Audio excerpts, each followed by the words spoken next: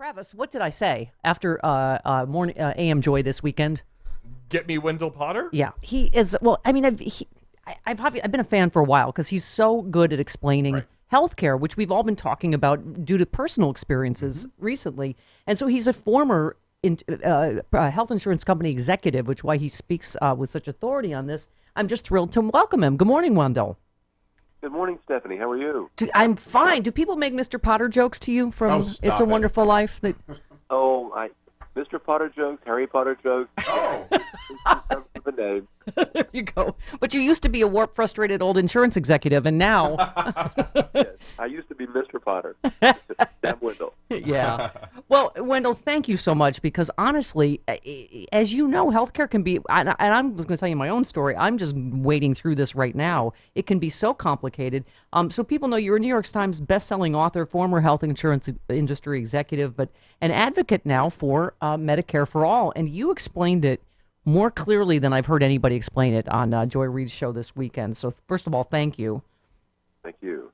Let me just, because I was surprised by this answer, let me play this for everybody, and I wanted to, this was from Joy's show this weekend. Could the same outcome be achieved by simply making improvements to the Affordable Care Act, like adding a Medicare option under the Affordable Care Act? No, 10 years ago, I was an advocate of the public option because that was the best we could do. Yeah. But the fundamental structure of our system is broken and flawed. It's collapsing. Yeah. You cannot build on that. It's time to put that on to the ash heap of history. It does not work anymore. Wow, I was genuinely surprised, Wendell, and obviously we've been having this debate, and I had to be honest, I was sort of confused. You know, like I'll hear Mayor Pete talk, and I'll go, oh, okay, well, I guess I get that, and there's so much fear out there, and maybe Medicare for all who want it, and then we improve, and then we move toward this. But explain what you meant by that, because I thought it was so fascinating. Well, the current structure really is not sustainable. And even when the Affordable Care Act was passed, I was very much an advocate of passing that bill, and I've written a lot about it. The problem is it's fundamentally flawed. It is something that cannot control healthcare costs. We talk a lot about the need for universal coverage, and we do need that. But that's not the only goal. And frankly, equally important is to control healthcare costs, because even though a lot more people have coverage now than they did before, twice as many, maybe 3 times as many people are underinsured now. That means that they have coverage, but they can't use it. So they're paying good money every month for insurance that they can't use. There are no trends that are going to change that, and there's nothing that can happen by tweaking the ACA. It is just a fundamental flaw of the current system. I said when the ACA was passed that it was the end of the beginning of reform, and sometimes I call it a Band-Aid, an ugly Band-Aid on an ugly system, borrowing what the economist Uwe Reinhardt used to say.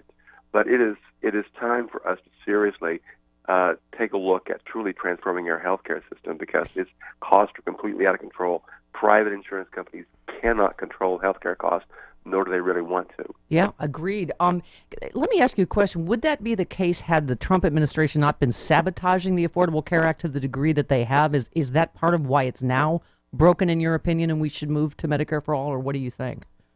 It's a big part of it, and I guess we can credit or blame the Trump administration for the mess that we're in, and for the conversation we're having now about moving to a Medicare for All type of healthcare system. But there's no doubt the Trump administration and Republicans in Congress have systematically undermined the Affordable Care Act to the point that someone told me just the other day that they'd seen a survey that only 5% of those who are eligible for coverage through the exchanges are even aware of the open enrollment period.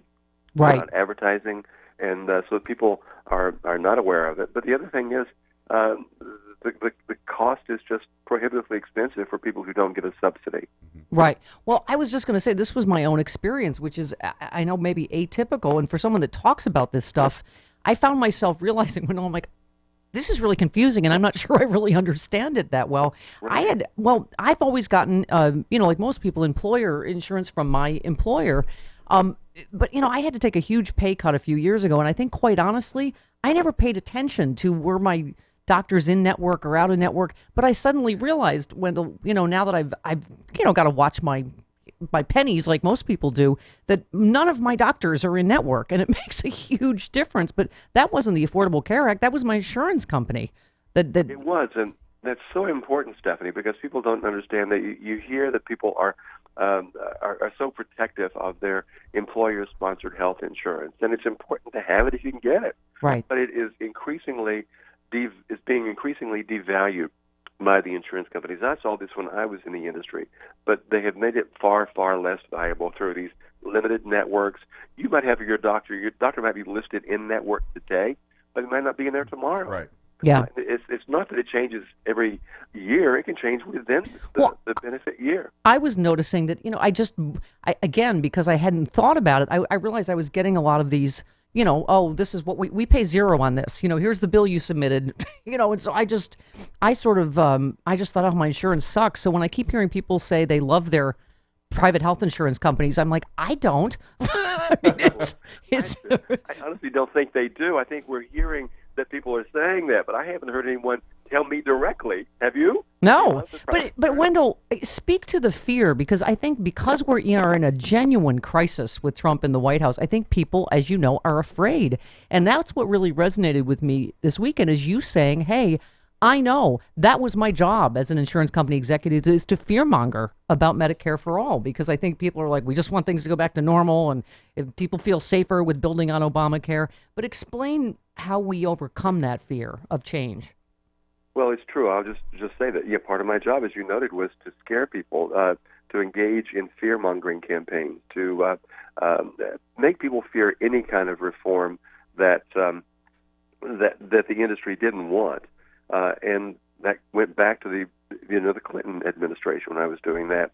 We need to be less gullible, for one thing. We need to be paying more attention to where the news and information we're getting is coming from.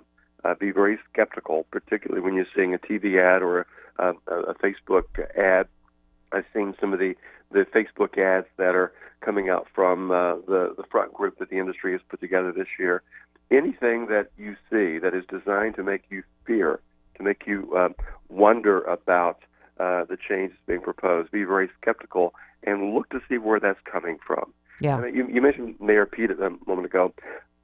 I think he's a good candidate, but I think he's just someone who, he and his campaign are not fully aware of the pain and suffering that we're going through in this country when it comes to health care. Well, that's why Elizabeth Warren, it resonates with me, Wendell, when she says if anyone wants to defend the outrageous profits that the health insurance companies and pharmaceutical companies make, then that's fine, but that's not what I'm going to do. And so I just have to say, when I listen to her, I think it resonates the most, just given all I've learned and what I've been through recently. I mean, I just switched to Kaiser.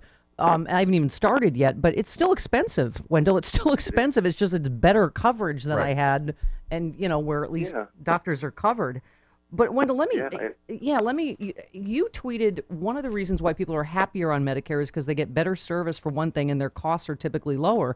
Like on this plan, I have 0 deductibles, so it's just a lot of the stuff that I didn't know or I didn't take the time to find out. But you say, the other thing you just wrote is you say the moment the insurance industry fears most has arrived.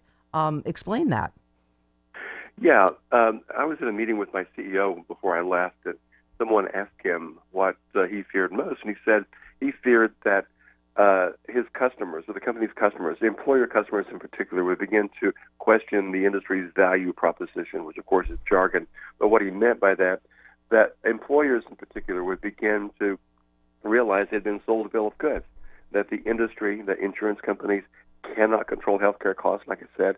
The other thing is they don't want to, because the more healthcare costs go up, the more hospitals raise their prices, the drug companies raise their prices, the more they're able to charge in premiums. It's been a game that's been going on for years and years. All you have to do is look at the trend lines, and you'll see that's been going on. And more employers are beginning to look at that data and saying, this is not sustainable for them. So that's why my organization is called Business for Medicare for All. We make business an economic case for that. And we talk to business leaders, and we've already got about 3,000 members of our organization, business people who are fed up with this. They know that this is not working for them. It's not working for their employees. I mean, Wendell, as a small business owner, I couldn't agree with you more. I mean, particularly, I feel like it's a moral thing, and it is just It is. when costs go up and up. This is what I always say. I know Republicans are supposed to be the party of business. Why wouldn't this be so great for business, right? It would be. I mean, It would be. and as you say, I've never seen such high support among the people who get their coverage through their employers for switching to a publicly financed, privately delivered healthcare system.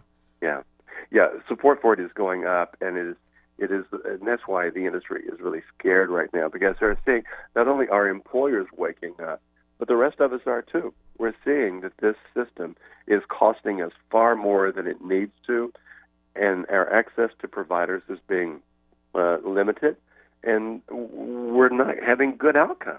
There's Right. so many reasons when you look at our healthcare system compared to others, we fall behind in almost every category. Well, yeah, exactly. And then, but as you say, I love the way you put it in your piece you just wrote. You said that someday has arrived for America's job creators. They're waking up to realize the middleman is not necessary. It's time for our policymakers to wake up too. I mean, I'm glad we're having this debate, aren't you?